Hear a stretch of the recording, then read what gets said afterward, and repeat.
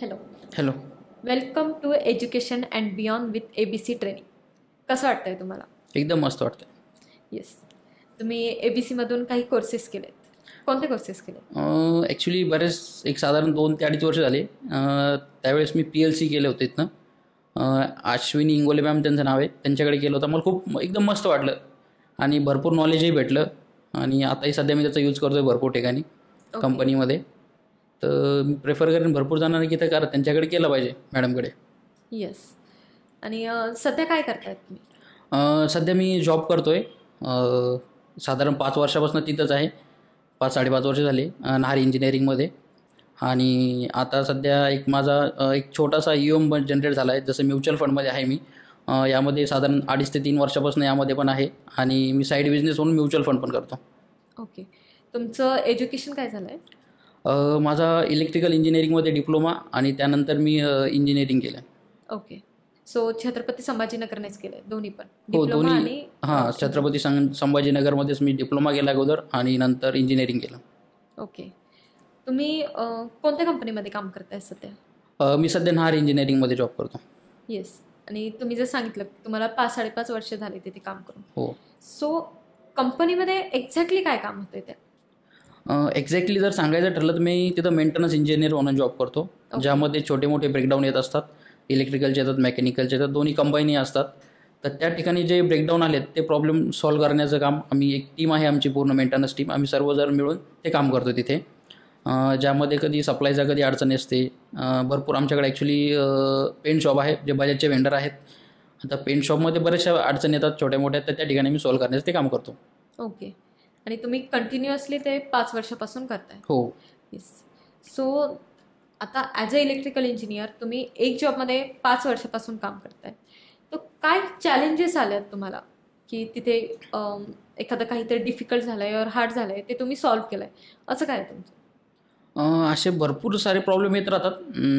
काय असतं, इंडस्ट्री असते जी 24 आवर चालत असते आणि त्यामुळे काय होतं, बऱ्याचशा ठिकाणी बऱ्याचशा अडचणी येत चालतात. जसं पॅनल आहे, इलेक्ट्रिकल पॅनल, ज्यामध्ये PLC असतात. PLCमध्ये काय होतं, कधी कधी अचानक सप्लाय हा कंटिन्युअसली काय होतं, फ्लक्च्युएट होत असतो. तर त्या केसमध्ये सप्लाय कमी जास्त होऊन किंवा मग ब्रेक होऊनमध्ये कधी कधी सप्लाय जातो येतो, बऱ्याचशा वेळेस MSCBची अडचण असल्यामुळे. तर त्या केसमध्ये काय होतं, कधी कधी पॅनलमध्ये इनकमिंग सप्लाय असतो तो बंद होतो. त्यानंतर कधी कधी त्याच केसमध्ये SMPS असतो, त्याचा जो सप्लाय असतो तो ब्रेक होऊन त्यामुळे तो पण डॅमेज होतो बऱ्याचशा वेळेस. तर या केसमध्ये काय होतं की ॲक्च्युली SMPSमध्ये कधी कधी एक अचानकपणे लक्षात येत नाही. आपण पाहिल्यानंतर एक जसं पाहिजे तसं अचानक लक्षात येत नाही कधी कधी. मग हा बघता बघता एक वेळ एक भरपूर टाईम निघून गेलो, लक्षात येतं की असाच इथं प्रॉब्लेम आला होता म्हणणं. तर त्याचनंतर आमच्याकडे बर्नर आहे जे गॅसवर चालतं, जे बॉयलरमध्ये आपण यूज करतो. तर त्या केसमध्ये बर्नर पण भरपूर वेळेस अशा अडचणी येतात बर्नरमध्ये की जसं पाहिजे तसं लवकर एक ज्यावेळेस आपण सॉल्व्ह करतो प्रॉब्लेम त्यानंतर लक्षात येतं आपल्याला की नाही, हे इथं आलं होतं, हे आपण लक्षात नाही गेलं आपल्याच्याकडं. ओके. म्हणजे दुसऱ्या वेळेस काय होतं, आपण जे बघतो तर ते अगोदर बघतो. तर अशा बऱ्याचशा केसमध्ये असतं ज्यामध्ये गॅसचा फ्लो असतो, एअर प्रेशर असतं, ह्या गोष्टी आपण भरपूर वेळ निग्लेक्ट करतो आणि नंतर तिथेच प्रॉब्लेम सापडतो. तर असंही होतं की त्यामुळे काय होतं, एकदा प्रॉब्लेम येत गेल्यानंतर आपल्याला समजत चालतं की कुठं काय प्रॉब्लेम आला तर आपण काय लक्ष द्यायला पाहिजे.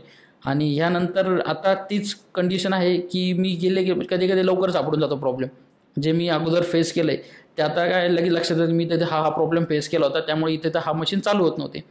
आता लगेच समजतं की इथे तर हा प्रॉब्लेम अगोदर चेक करावा लागेल. तर बऱ्याचशा गोष्टी त्या लगेच लक्षात येऊन जातात. जसं जसं मला 5 वर्ष झाली तर ह्या गोष्टी एक लक्षात येत गेलं की इथं असा प्रॉब्लेम, जर ही कंडिशन झाल्यानंतर हा प्रॉब्लेम असतोच तिथं, तर त्यानुसार ते सॉल्व्ह होत चालतं. येस. आणि तुम्ही एक्झॅक्टली जॉब कधी चालू केला? लाईक PLCs काढा, जसं तुम्ही सांगितलं ABCमधून हा सॉफ्टवेअर केला आहे, यानंतर की अगोदरच तुमच्याकडे जॉब होता? या अगोदरच माझ्याकडे जॉब होता. पण ॲक्च्युली काय होतं, जे PLCच्या बऱ्याचशा कन्सेप्ट होत्या त्या माझ्या क्लिअर नव्हत्या. ओके. आणि PLCमध्ये काय आहे, कधी कधी काही प्रॉब्लेम आला तो म्हणजे कसं बघायचं सिस्टममध्ये हे माहीत नव्हतं. आता क्लास केल्यानंतर ते लक्षात आलं, स्काडा आणि PLC केल्यानंतर असं लक्षात आलं की कुठं काय प्रॉब्लेम आहे, कुठं काय ॲडिशनल चेंजेस करायचे असले PLCमध्ये ते लक्षात आलं. आणि त्यानंतर सिस्टममध्ये जे आहेत, सिस्टम कसं यूज करायचं PLCचं हे लक्षात आलं. हे क्लासेस केल्यानंतर हे लक्षात आलं, अगोदर हे माहीत नव्हतं मला. आणि सॉफ्टवेअरचं भरपूरसं नॉलेज क्लासेस केल्यानंतर आलं. ओके. सो तुम्हाला जसं तुम्ही सांगितलं अश्विनी मॅम होत्या, सो त्यांच्यासोबतचा एक्सपिरियन्स कसा होता तुमचा? त्यांच्यासोबत ज्यावेळेस मी जॉईन केलं त्यावेळेस तर माहीत नव्हतं मला त्या होत्या म्हणून. त्यानंतर 1 किंवा 2 दिवस त्या नव्हते वाटतं, मी आलो त्यावेळेस नव्हत्या त्या. नंतर त्या आल्या, त्यांनी लर्निंग चालू केलं. तर मला सुरुवातीला खूप टफ वाटलं ज्यावेळेस मी चालू केलं तर क्लासेस जॉईन केले त्यावेळेस. पण त्यानंतर त्यांनी असं व्यवस्थित समजून सांगितलं की ज्यामध्ये बऱ्याचशा गोष्टी किंवा कन्सेप्ट क्लिअर होत गेल्या आणि जे म्युच्युअल अंडरस्टँडिंग आहे दोघांमध्ये ती एवढी प्रमाणात वाढली की त्यांनी जे सांगितलं ते ताबडतोब ॲब्झॉर्व होत गेलं आणि लर्निंगमध्ये खूप फरक पडला त्यामुळे. ओके. आणि तुम्ही आता तो सॉफ्टवेअर यूज करताय तुमच्या कंपनीमध्ये? हो, तो सॉफ्टवेअर यूज करतो सध्याच्या कंडिशनमध्ये कंपनीमध्ये. येस. तो एक्झॅक्टली PLC आणि स्काडामध्ये आपण काय काम करतो? ॲक्च्युली PLC आणि स्काडा हा अशी कन्सेप्ट आहे की जे मशीन किंवा जे प्लांटमध्ये चालू आहे ते आपण एक PCवर बसणं बघतो. PCवर बघून म्हणजे बसल्या बसल्याच पूर्ण मॉनिटर येते, ऑब्झर्वेशन करतो. ज्या केसमध्ये कुठं काय प्रॉब्लेम आला हे आपल्याला स्काडावर समजतं आणि त्यानंतर तो प्रॉब्लेम स्काडावर समजल्यानंतर अलाराम आपल्याला स्काडावर दिसतो की तिथं हा प्रॉब्लेम चालू आहे. आपण डायरेक्ट ऑन दिस म्हणजे त्या ठिकाणी जातो ज्या ठिकाणी प्रॉब्लेम आला आणि त्या ठिकाणी डायरेक्ट तो प्रॉब्लेम सॉल्व्ह करण्याचा प्रयत्न करतो. जसं जर स्काडा जर नसेल तर स्काडा नसल्यावर होतं काय की आपल्याला समजून येत नाही की प्रॉब्लेम कुठं आलेला आहे, कुठे काय कन्सेप्ट झालेली आहे किंवा मग काय मशिनरीमध्ये काय अडचण आली हे समजत नाही. स्काडामुळे ते लवकर अंडरस्टँड होतं आणि प्रॉब्लेम लवकर सॉल्व्ह होऊन ब्रेकडाऊन जो टायमिंग असतो तो कमी होतो आणि प्लांटमध्ये लवकर रनिंग प्रोडक्शन आहे ती लवकर चालू म्हणजे निघायला चालू होऊन जातं. ओके. आणि जसं इलेक्ट्रिकलचे बाकी सॉफ्टवेअर्स आहेत, जसं मॅटलॅब आहे, एम्बेडेड C आहे, सो तुम्ही PLC आणि स्काडाच का केलं? बाकी सॉफ्टवेअरमध्ये असं काय की डिफरन्स काय आहे त्यामध्ये? बाकीमध्ये असं विशेष काही नाही आहे, पण ॲक्च्युली माझ्या दृष्टिकोनातून मला हा पाहिजे होता कंपनीमध्ये, त्याची मला नीड होती. कारण मी त्या सेक्टरमध्ये जॉब करत होतो त्यामुळे मला हा करणं म्हणजे काय म्हणतात ते गरज होती, खूप नीड असल्यासारखं होतं. जर हा मी नसता केला तर बऱ्याचशा गोष्टी आहे कंपनीतल्या मला त्या अंडरस्टँड झाल्या नसत्या, ज्यामुळे मला भरपूर सारी कन्सेप्ट आहे प्रॉब्लेम सॉल्व्ह करायला पण याच्यामुळे मदत झाली. जी हा जर नसता केला तर ते प्रॉब्लेम सॉल्व्ह नसते झाले. आणि बरेचसे आहेत की जे मॅटलॅब मला सध्याच्या कंडिशनमध्ये गरज नाही आहे त्याच्या कंपनीमध्ये. हां, ज्यावेळेस त्याची गरज आहे त्यावेळेस तर मला करावंच लागणार आहे, पण आता सध्या गरज नसल्यामुळे तो मी केला नाही. ओके. आणि अजून असे काय रोल आहे ॲज अ इलेक्ट्रिकल इंजिनियर? जसं तुम्ही सांगितलं की तुम्ही ह्या रोलसाठी वर्क करताय आता, अजून काय काय वेगळे रोल असतात की स्टुडंट ज्यामध्ये वर्क करू शकतात? वेगळं त्यात जर बघितलं तर सध्याच्या कंडिशनमध्ये भरपूर सारे फील्ड आहे इलेक्ट्रिकलमध्ये. जसं इलेक्ट्रिकल जनरेशनपासनं आता सध्याच्या कंडिशनमध्ये सोलारमध्ये खूप फोकस केला आहे, गव्हर्नमेंटने पण फोकस केलेला आहे. सोलार झालं, त्यानंतर इलेक्ट्रिसिटी जनरेशनसाठी पण त्या ठिकाणी पण भरपूर इलेक्ट्रिकल मुलं घेतले जातात, ती गव्हर्नमेंट फील्ड झाली. त्यानंतर जी जनरेट झालेली इलेक्ट्रिसिटी आहे ती ट्रान्सफर करण्यासाठी पण गव्हर्नमेंट यावर पण फोकस चालू आहे की त्या ठिकाणी पण भरपूर सारे इलेक्ट्रिकलचे मुलं लागतात. आणि हा जो आहे याच्यासाठी सिस्टमसाठी प्रोटेक्शन म्हणून एक सिस्टम असते, ज्यासाठी ठिकाणी पण मुलं लागतात भरपूर सारे, की ज्या ठिकाणी काही प्रॉब्लेम आला तर त्या ठिकाणी प्रत्येक सिस्टमला आपण म्हणतो की कुठेही जर विचार केला तर त्या ठिकाणी प्रत्येकसाठी बॅकअप म्हणून एक प्रोटेक्शन दिलेलं असतं. त्या प्रोटेक्शनसाठी पण इलेक्ट्रिकलची सध्याची कंडिशनमध्ये गरज आहेत खूप. ओके. म्हणजे तुमच्या अकॉर्डिंग इन फ्युचर आता मोस्टली जसं IT ला पण छान स्कोप आहे, बाकी सिव्हिल इंजिनिअरिंग फील्ड पण आहे, तर तसं जे आता स्टुडंट्स इलेक्ट्रिकल इंजिनिअरिंग करताय, सो तुम्ही त्यांना काय सांगाल की ह्या फील्डला स्कोप आहे तर तो कसा आहे आणि त्यांनी कसं ते कंटिन्यू करायला पाहिजे प्रॉपर? आता सध्याच्या कंडिशनमध्ये इलेक्ट्रिकलला पण खूप सारा स्कोप आहे. जसं आता सध्या IT कडे भरपूर मुलं म्हणजे डायव्हर्ट होत आहे, सिव्हिलकडे पण जात आहेत.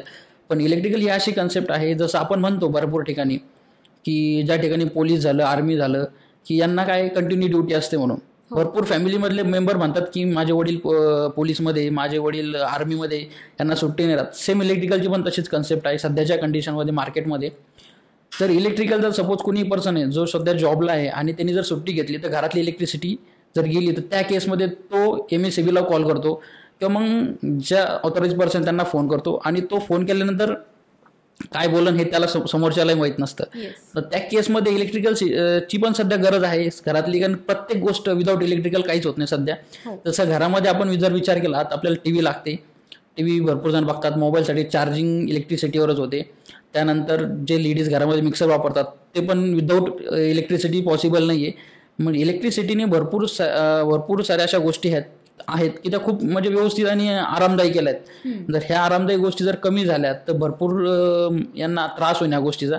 त्यामुळे इलेक्ट्रिसिटी पण खूप महत्त्वाची आहे आणि इलेक्ट्रिकल पर्सन जो इलेक्ट्रिकल इंजिनिअरिंगमध्ये जातो याचे पण खूप सध्या मार्केटमध्ये डिमांड आहे. येस, फार छान एक्सप्लेन केलं आहे तुम्ही की कसं प्रॉपर स्टुडंटने इलेक्ट्रिकल इंजिनिअरिंग करताय तर तिथेच कंटिन्यू करायला पाहिजे आणि त्या फील्डला स्कोप पण आहे. येस. सो तुम्ही कॉलेज रेग्युलर करत होते, डिप्लोमा इंजिनिअरिंग? हो, मी डिप्लोमा कॉलेज 3 वर्ष रेग्युलर केलं आणि त्यानंतर इंजिनिअरिंग केलं. इंजिनिअरिंग रेग्युलर नाही केलं, काही फॅमिली प्रॉब्लेम असल्यामुळे. आणि तर सध्याच्या कंडिशनला इलेक्ट्रिकल डिप्लोमा कंप्लीट आहे, इंजिनिअरिंग पण कंप्लीट केलं, पण पार्ट टाईममध्ये केलं. येस. ओके. सो तुमचा फॅमिली बॅकग्राऊंड काय? कोणी इलेक्ट्रिकल इंजिनिअरिंग आहे फॅमिलीमध्ये पण? नाही, फॅमिलीमध्ये कोणी इलेक्ट्रिकल इंजिनियर नाही आहे, पण इंटरेस्ट होता. इंटरेस्ट असल्यामुळे या फील्डमध्ये डायव्हर्ट झालो आणि पूर्ण कंप्लीट केले. सो जसं तुम्हाला 5 वर्ष जॉबमध्ये लागणं झालं आहे आणि त्या अगोदर तुमचा डिप्लोमा कंप्लीट झाला आहे. सो त्यावेळेस तुम्हाला इलेक्ट्रिकल इंजिनिअरिंगमध्ये कसा इंटरेस्ट आला?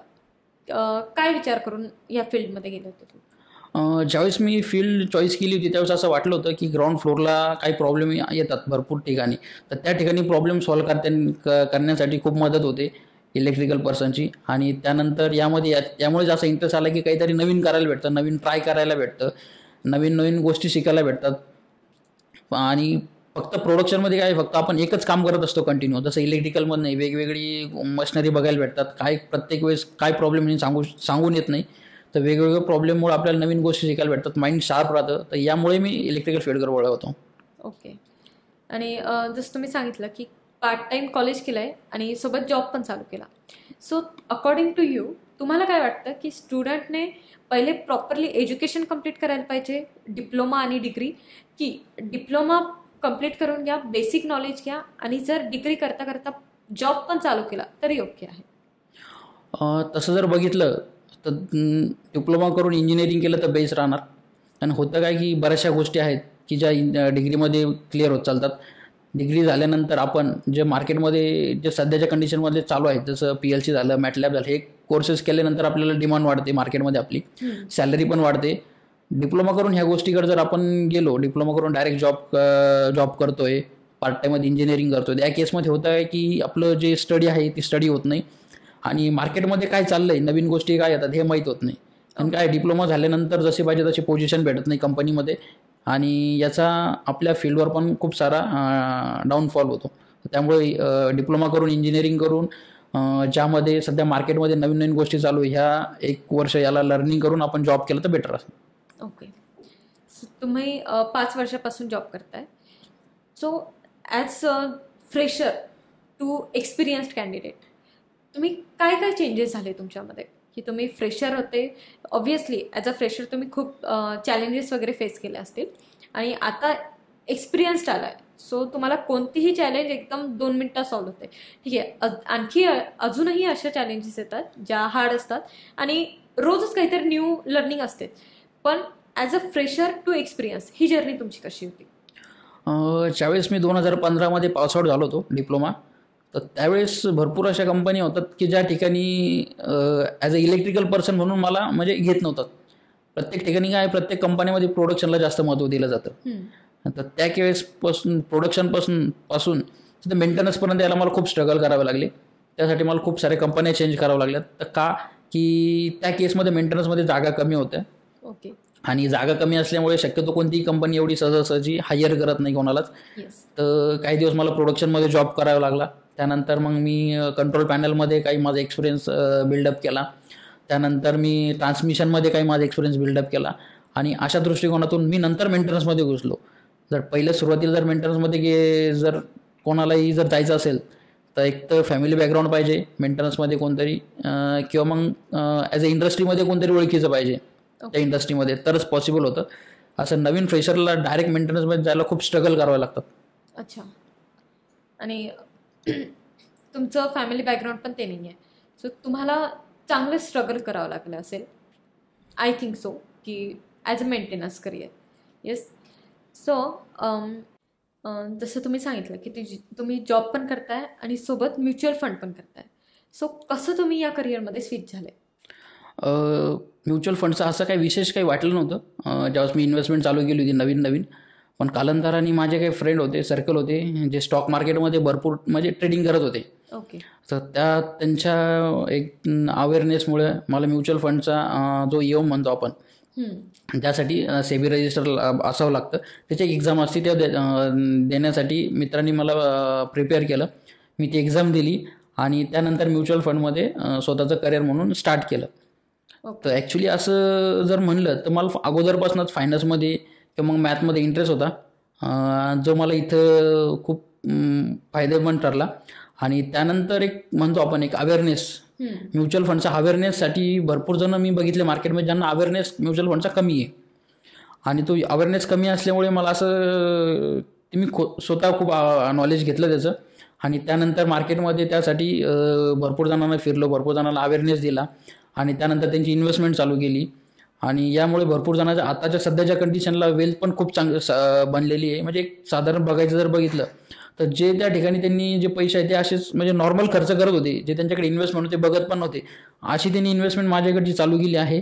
तर त्यांची ती एक ऑन अँड ॲव्हरेज चांगला कॉर्पस बनलेला आहे सध्याच्या कंडिशनमध्ये. ओके. सो आता जसं तुम्ही इथे बसलेलं आहे की ॲज अ म्युच्युअल फंड करताय, सो मला डिटेल इन्फॉर्मेशन पाहिजे म्युच्युअल फंडची. और सपोज आपल्याकडे कोणीतरी आहे ज्याला म्युच्युअल फंडबद्दल काहीच माहीत नाही. ऑब्व्हियसली तुमच्याकडे क्लायंट्स पण असतील असे, सो तुम्ही त्यांना कसं पटवून देता दॅट म्युच्युअल फंड सही आहे? तसं जर बघितलं तर म्युच्युअल फंड सही आहे असं मी कधीच सांगत नाही. ओके. कारण काय आहे, म्युच्युअल फंड सही आहे याच्यासाठी एक कन्सेप्ट आहे. म्युच्युअल फंड त्यावेळेसच सही आहे ज्यावेळेस तो लॉंग टर्मसाठी थांबतो. म्हणजे साधारण लॉंग टर्म हे 10 वर्ष आहे. ज्यावेळेस तो लॉंग टर्म 10 वर्ष थांबतो त्याच वेळेस म्युच्युअल फंड सही आहे, मी असं सांगतो डायरेक्ट सांगताना. आणि as a mutual fund distributor me seller नाही आहे. मी सुरुवातीला त्यांना त्यांचं फायनान्शियल प्लॅनिंग करून देतो, ज्यामध्ये त्यांचे रिटायरमेंट प्लॅनिंग झालं, ज्यामध्ये त्यांचं चाइल्ड मॅरेज झालं, चाइल्ड एज्युकेशन झालं, किंवा मग ते कुठे फिरायला जात आहेत 4 वर्षामध्ये 5 वर्षामध्ये, ज्यात त्यांना फॉरेन टूर करायचं आहे त्या केसमध्ये, किंवा त्यांना कार बाय करायची आहे किंवा मग घर घ्यायचं आहे. तर हे त्यांचं प्रत्येकाचं फ्युचर प्लॅनिंग असतं. त्या प्लॅनिंगनुसार त्यांना मी फंड सजेस्ट करतो, ते प्लॅन त्यांना करून देतो, त्यांचे ते पूर्ण गोलसाठी त्यांना काय काय लागणार आहे पूर्ण सजेशन करतो. आणि त्यानंतर त्यांना म्युच्युअल फंडमध्ये इन्व्हेस्टमेंट का करायची हे त्यांना सांगतो. ओके. सो पण आता तुम्ही इलेक्ट्रिकलचं पण करताय आणि म्युच्युअल फंड पण करताय, सो दोन्ही तुम्हाला मॅनेज होत आहे प्रॉपर, किंवा कसं करताय तुम्ही मॅनेज ते? दोन्ही मॅनेज करायला खूप टफ जातं. हो. पण ॲक्च्युली कसं आहे, मार्केटमध्ये भरपूर सारे असे आहेत, जसं वॉरेन बफे पण म्हणतात, वॉरेन बफे सर पण असं म्हणतात की तुम्ही एका इन्कमवर डिपेंड नका राहू. येस. तुमचं मल्टिपल इन्कम सोर्स पाहिजे. त्या ठिकाणी एक इन्कम सोर्स तुमचा कधी काय म्हणून सांगता येत नाही. तर त्या केसमध्ये तुमचं मल्टिपल जर इन्कम सोर्स असेल तर त्या ठिकाणी तुम्ही मार्केटमध्ये एक व्यवस्थित पोझिशनला राहतात. आणि भरपूर सारे कन्सेप्ट आहे की तुम्हाला नवीन नवीन लोकांना भेटता येतं, नवीन नवीन गोष्टी शिकायला भेटतात. जसं एकाच फील्डमध्ये मी जर असतो आजच्या कंडिशनमध्ये, जसं मी फक्त इंजिनिअरिंग केलं इलेक्ट्रिकल इंजिनिअरिंग, आणि फक्त इंडस्ट्रियल फील्डमध्ये असतो, मला तो जो अवेअरनेस आहे त्यांच्यातच राहता आलं असतं. आणि आजच्या कंडिशनला ज्यावेळेस मी म्युच्युअल फंड करतो तर त्यावेळेस भरपूर अशी भेटत आहेत मला क्लायंट की ज्यांचे 1 CR 2 CR अशी इन्व्हेस्टमेंट असते. ओके. ज्या गोष्टी आपण कधी लाखामध्ये विचार करत असतो त्याच आजच्या कंडिशनला CRमध्ये ऐकायला भेटतात. तर मी फक्त इंजिनिअरिंग फील्डमध्ये राहिलो असतो तर CRचे कधीच कन्सेप्ट ऐकायला भेटली नसती, कधी कोणी विचारलंही नसतं. आणि ही गोष्ट ऐकल्यामुळेच एक मनातून एक वेगळीच एनर्जी तयार होते आणि भरपूर साऱ्या जणांना ते सांगण्यात मदत होते. ओके. सो आता जसं तुम्ही सांगितलं, आपण लॅक्समध्ये विचार करतो आणि लोक CR पर्यंत गेलेले असतात. सो असे तुम्ही खूप क्लायंटसोबत मीट झाली असेल तुमचं की त्यांचं फायनान्शियल प्लॅनिंग ह्या टाईपमध्ये त्यांनी असं केलं आहे. सो आजकालचे लोक त्यांची फायनान्शियल प्लॅनिंग कशी करतायत, काय विचार करतायत फ्युचरचा, पण जसं त्यांचं चाइल्ड आहे और तुम्ही सांगितलं चाइल्ड मॅरेज आहे, सो काय विचार करून ते त्यांची कशी प्लॅनिंग करताय फायनान्शियल? सध्याच्या कंडिशनला भरपूर जण असे आहेत की त्यांना जी इन्व्हेस्टमेंट आहे त्या ठिकाणी ते LICमध्ये पैसे टाकतात, त्याला ते इन्व्हेस्टमेंट समजतात. ओके. पण ॲक्च्युली LIC इन्व्हेस्टमेंट नाही आहे. तो इन फ्युचर जर अर्निंग पर्सनला काही झालं तर त्या केसमध्ये तो पैसे भेटणारा एक प्लॅन आहे. जो इन्व्हेस्टमेंट होता तो इन्शुरन्स आहे. येस. तर भरपूर जणांना ॲक्च्युली इन्व्हेस्टमेंट आणि इन्शुरन्स यामधला फरक माहीत नाही आहे. तर त्यासाठी मी त्यांना सुरुवातीला इन्शुरन्स आणि इन्व्हेस्टमेंटमधला प्लॅनिंग समजून सांगतो. ज्यावेळेस त्यांना समजतं की माझ्या साधारण मला रिटायरमेंटला करंट एज 30 आहे आणि मी साधारण 60ला रिटायर होणार आहे. तर आजच्या कंडिशनला जर विचार केला आपण तर जे आपले आईवडील आहेत त्यांना आपण आज सांभाळू, म्हणजे आपण त्यांच्यासोबत जॉईंट फॅमिली म्हणून राहतोय. पण त्याच केसमध्ये जर आपण विचार केला 30 वर्षानंतरचा, तर आपल्यासोबत जे आपले मुलं आहेत ते आपल्यासोबत जॉईंट फॅमिलीत राहणार गॅरंटी नाही आहे. तर त्यासाठी आपल्याला आपला स्वतःचा एक कॉर्पस पाहिजे की जो आपला स्वतःचा जर कॉर्पस असेल की त्या केसमध्ये आपण 60 वर्षापासून पुढे एक साधारण व्यवस्थित फायनान्शियल कंडिशन असेल आपली आणि आपण लाईफस्टाईल व्यवस्थित जगू शकतो, त्यासाठी त्यांना ते पटवून दिलं जातं. आणि त्यानंतर त्यांना सांगितलं जातं की सपोज जर आजच्या कंडिशनमध्ये जर मुलांच्या लग्नासाठी 10 लाख रुपये जर खर्च लागतोय, तर तो जर आपण इन्फ्लेशन जो महागाई दर म्हणतो आपण, जो वर्षानुवर्ष वाढत चाललाय, तर तो त्याच केसमध्ये एक 15 वर्षाने 20 वर्षांनी की तुम्हाला आज जर 10 लाख रुपये लागतं, तर त्यावेळेस जर तो किती खर्च लागणार. एक नॉर्मल एज्युकेशन जर आजच्या कंडिशनला जरी विचार केला आपण, तर एक MBBS जरी करायचं ठरलं तरी साधारण एक 15 ते 20 लाख रुपये लागतात. तर त्याच जर मेडिकलचं जर बघितलं आपण, मेडिकल फील्डचंच बघतोय आणि 15-20 वर्षांनी तोच खर्च आज साधारण 3 पट 4 पट जाणार, म्हणजे तो 1 CRच्या पुढे जाणार. आणि त्यासाठी तुम्हाला आतापासून जर तुम्ही सेव्हिंग जर तेवढी करताय, तर त्यावेळेस फॅमिलीवर बर्डन येत नाही. तुमच्याकडे एक साधारण मुलांच्या शिक्षणापुरता कॉर्पस असतो, त्यावेळेस तुम्हाला लोन घ्यायची गरज पडत नाही. जसं लग्नासाठी जर आपण विचार केला की भरपूर साऱ्या गोष्टी आहेत की ज्या दिवसांदिवस महाग होत चाललेल्या आहेत इन्फ्लेशनमुळे, त्यावेळेस तुम्हाला लोन घ्यायची गरज पडत नाही. तुमचं जे कॉर्पस आहे ते लग्न पण होऊन जातं, त्यामध्ये मॅरेज पण होऊन जातं आणि एज्युकेशन मग त्या कॉर्पसमध्ये होऊन जातं. आणि जर तुम्ही तो जर कॉर्पस जर तयार नसेल तर तुम्हाला लोन घ्यावं लागेल आणि त्या केसमध्ये तुम्हाला लोन कोणी देणार नाही बँक. तर मग जसं पाहिजे तसं लग्नही आपण करू शकत नाही, एज्युकेशनही करू शकत नाही. तर त्या केसमध्ये तुम्हाला ही जी कन्सेप्ट आहे, जर आता जर तुम्हाला व्यवस्थित समजली तर पुढे चालून तुम्हाला ह्या गोष्टीला अडचण येणार नाही. ओके. आणि ॲज अ स्टुडंट और मेन स्टार्टिंग एज काय पाहिजे म्युच्युअल फंडमध्ये इन्व्हेस्ट करण्यासाठी? स्टार्टिंग एज जर बघितली तर ज्यावेळेस कोणी स्टुडंट असो किंवा मग जो अर्निंग पर्सन, ज्यावेळेस तो अर्निंग करायला चालू करतो त्यावेळेस त्यांनी इन्व्हेस्टमेंट चालू केली पाहिजे. ओके. मिनिमम कितीपासून त्याने इन्व्हेस्टमेंट करायला पाहिजे?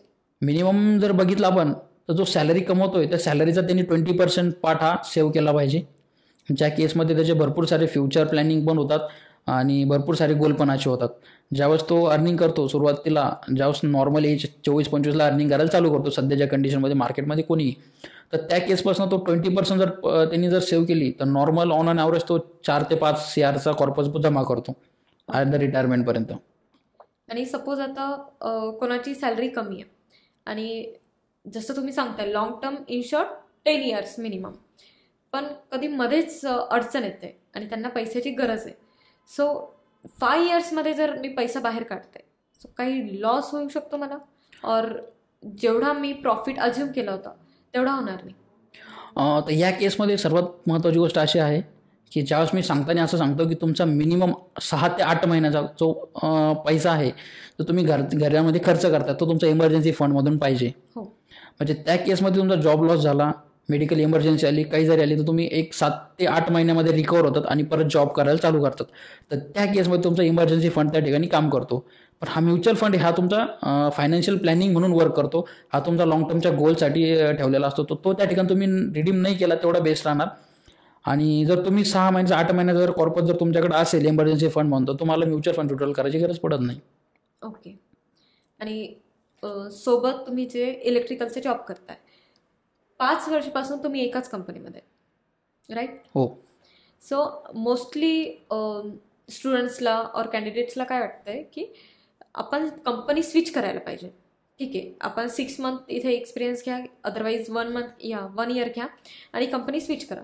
सो आपली पैशाने पण ग्रोथ होते आणि बाकी नॉलेज एक्सपिरियन्सने पण.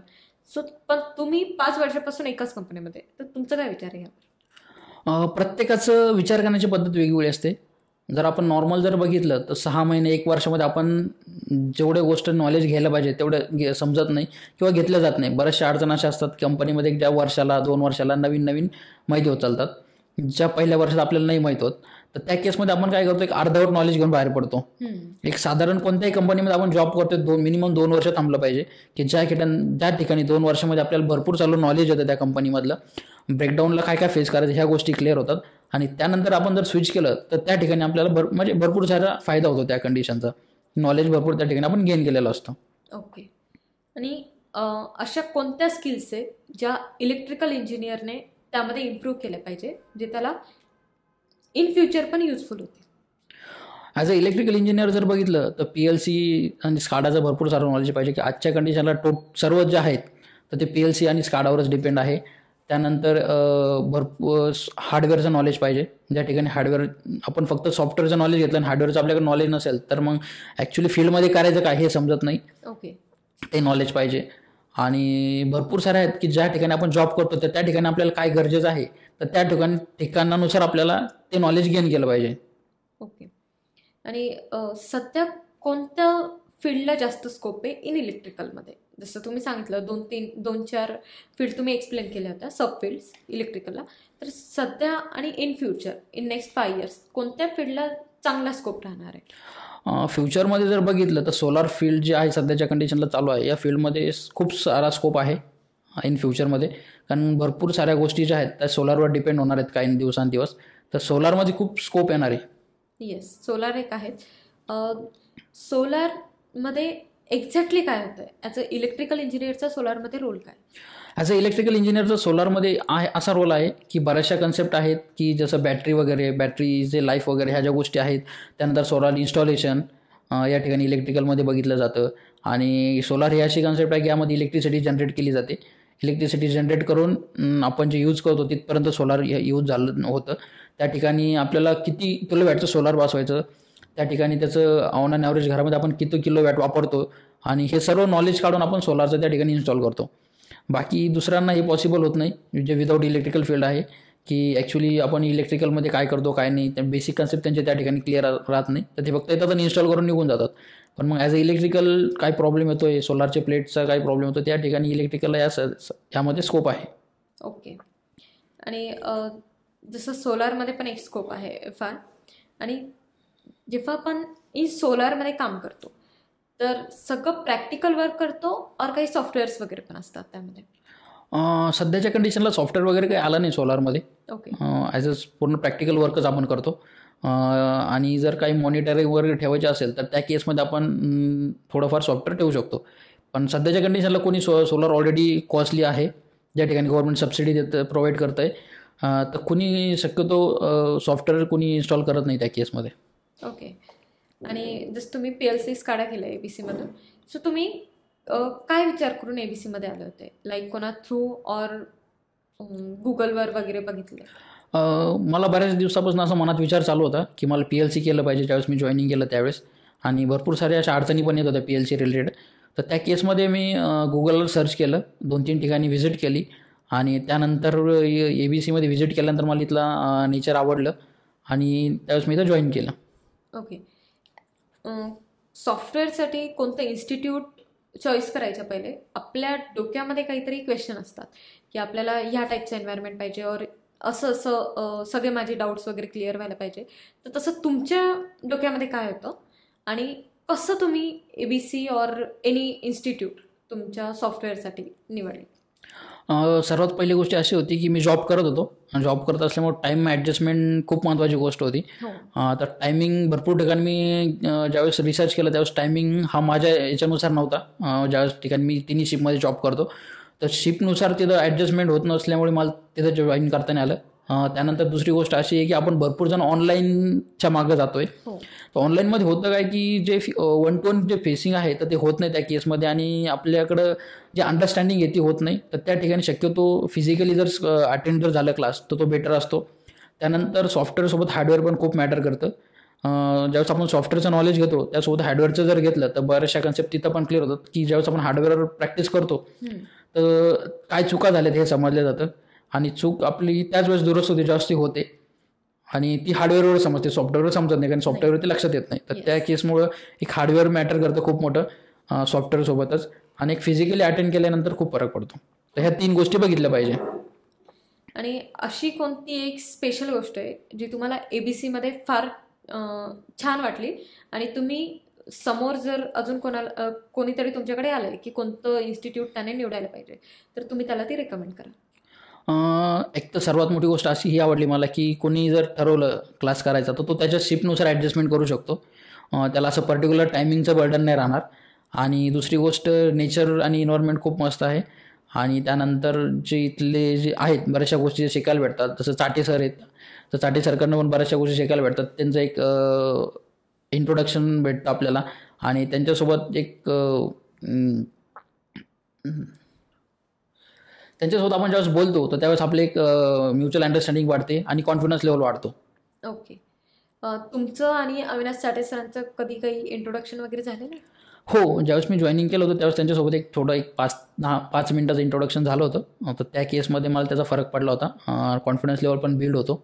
ओके. सो एक्झॅक्टली काय होतं त्यामध्ये, म्हणजे कशाबद्दल झालं होतं ते? त्या केसमध्ये मी ज्यावेळेस आलो होतो त्यावेळेस PLCबद्दलच त्यांच्यासोबत थोडं डिस्कशन केलं होतं. तर त्यांनी त्यांचं जे आहे EBC कसं इन्स्टॉल केलं तर यास थोडं एक 5 मिनिटात 1-2 मिनिटात त्यांनी ते स्ट्रगल सांगितलं होतं आणि त्या दृष्टिकोनातून ते मला आवडलं होतं. मग त्यामुळे मी जॉईन झालो होतो. ओके. आणि तसं असतं, जर आपण ज्या इन्स्टिट्यूटमध्ये जातोय की as a student or as a learner आपण तिथे जातोय आणि तिथल्या फॅकल्टीकडूनच आपल्याला एकदम पॉझिटिव्ह रिस्पॉन्स मिळतोय आणि आपण त्याच्याकडून मोटिवेट होतो, तर ऑब्व्हियसली आपल्याला तिथे शिकायला पण तेवढीच मजा येते. Yes.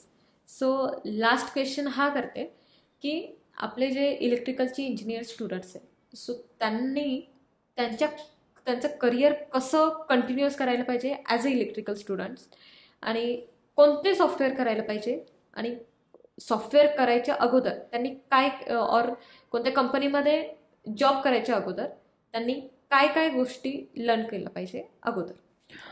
As a electrical student अगोदर मी तर डायरेक्ट सांगणार की अगोदर ITI केला पाहिजे इलेक्ट्रिकल स्टुडंटने. बऱ्याचशा प्रॅक्टिकल नॉलेज तिथं क्लिअर होतं.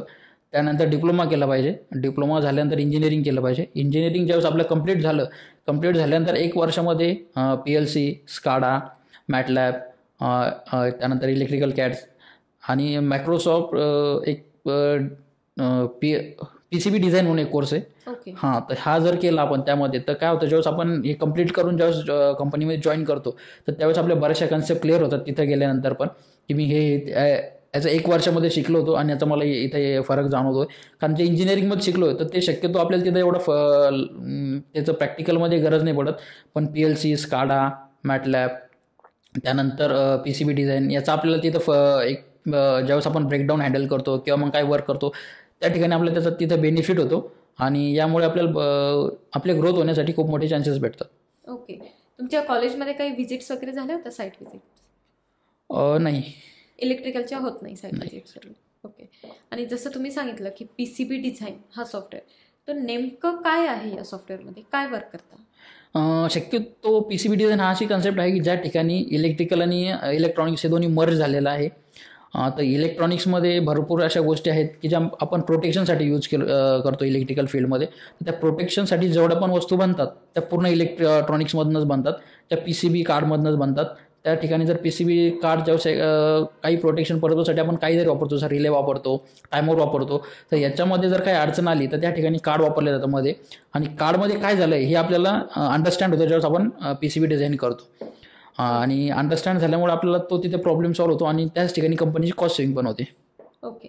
सो जसं तुम्ही सांगितलं इलेक्ट्रॉनिक्स, सो इलेक्ट्रॉनिक्स एक वेगळं पार्ट आहे काहीतरी? नाही, इलेक्ट्रॉनिक्स हा वेगळा पार्ट नाही आहे. इलेक्ट्रॉनिक्स हा पण त्या ठिकाणी सप्लाय आलं त्या ठिकाणी इलेक्ट्रिकल आणि इलेक्ट्रॉनिक्स आलंच. तर त्या ठिकाणी म्हणजे भरपूर साऱ्या अशा गोष्टी आहेत जे इलेक्ट्रॉनिक्स आणि इलेक्ट्रिकल दोन्ही एकत्रच ठेवतात आणि सप्लाय असल्यामुळे आपल्याला तिथं नॉलेज भेटतं की PCB म्हणजे काय ॲक्च्युली काय प्रॉब्लेम झाला आहे ते आणि तो सॉल्व्ह करण्यासाठी पण मदत होते. ओके. येस. फार छान वाटलं तुमच्यासोबत बोलून. तुम्ही तुमचा जो एक्सपिरियन्स शेअर केला आहे आणि तुम्हाला म्युच्युअल फंडचा पण आणि 5 इयर्स जो जॉबचा तुमचा एक्सपिरियन्स आहे तो पण शेअर केला आहे, तुमचा कॉलेज लाईफ पण. खरंच थँक्यू. खूप छान वाटलं तुमच्यासोबत बोलून. असंच नक्की पुन्हा भेटू. Okay, thank you.